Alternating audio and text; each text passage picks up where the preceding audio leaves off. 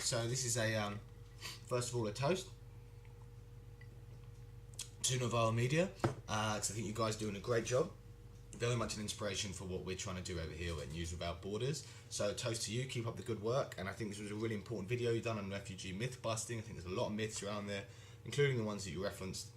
And the points you make are great, right? Really empowering for people who want to take that argument out there and really deal with it when they hear these things said on the street instead of being lost for words. So it's really important. I just wanted to talk a bit about Britain being full up, right? So I think there's a bit more that we can add to this discussion. So there's this big misconception that we're full up when actually only 1% of the country is housing, and that's true. But I think with reference to the refugee debate, there's a little bit more to it, right? So Britain, only 1% is housing, and we're not full up. But one thing that we arguably are full up is land with planning permission, right?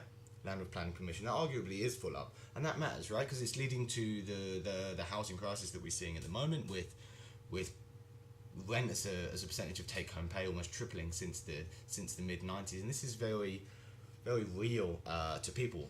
We're not building enough houses, land's an issue, and there's a number of elements contributing to that, and actually News Without Borders does a video on it, so do check that out if you're interested to know what's driving the housing crisis. But I think the point is that this is a very real thing to a lot of people, like having access to good housing. So in the political psychology literature, kind of one of the things that's driving anti-immigration or anti-refugee sentiment is this idea of perceived threat, right? So you see these people as a threat somehow to you. Now we can completely understand why some people would perceive refugees or more broadly immigrants as a threat to them when there's these limited resources with regard to housing, right? So they're a threat to their access to housing, but not only housing, right, but also to jobs and to services. So we've got the NHS and we have the welfare system, which are very much under a lot of strain. And under the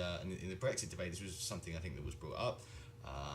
Another, I probably agree, a myth, given especially the paltry amount of people that the UK government are, willing to even consider accepting. I don't think there's really anything that can hold up there, especially in terms of refugees. I think it's pretty shameful that we're making this argument about refugees. Those people who are so very much in need. Immigration, it's another matter, but still, I think there's very, very little evidence for that. So, but what's important here is that it's a perceived threat, right? And I think it's really important to understand that this is what's driving a lack of support for bringing refugees into the country. Not totally, but this is certainly one aspect that I think it's really important to understand.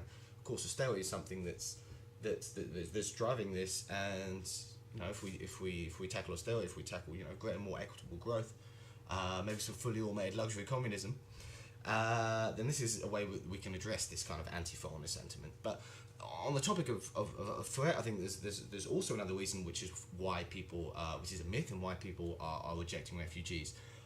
So where are these refugees coming from? They're coming from the Middle East. They're Arabs, right? So most of the people, Syrian, Tunisian, and so forth, these are Arabs, and these are the people who our country has spent the last 15 years demonizing in the global war on terror.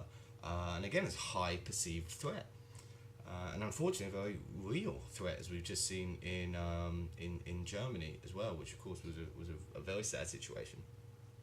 So we've got this as Islamophobia, and that's no doubt a big part of it. People are scared of that.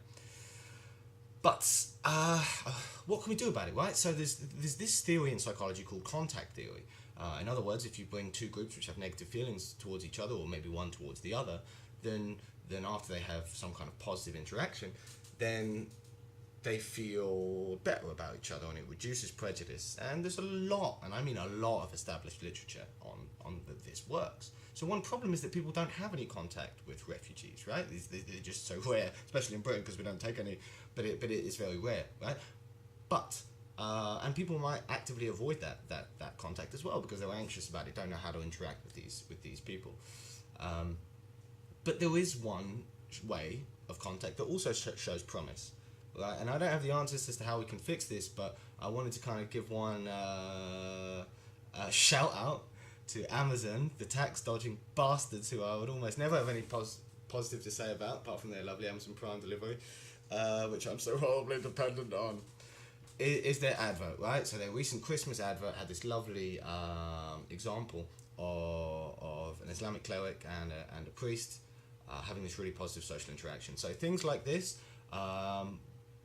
social media organisations like ourselves should do as much as we can to kind of promote and push to show these positive interactions between white Western people especially and Islamic people, and promote that and show that. And this is one way that we can take to reduce that perceived threat and to contribute into a country which we can be more proud of, that accepts more refugees. So, food for thought. I'll leave it there. Enjoy the video, and this is maybe something else that people can consider.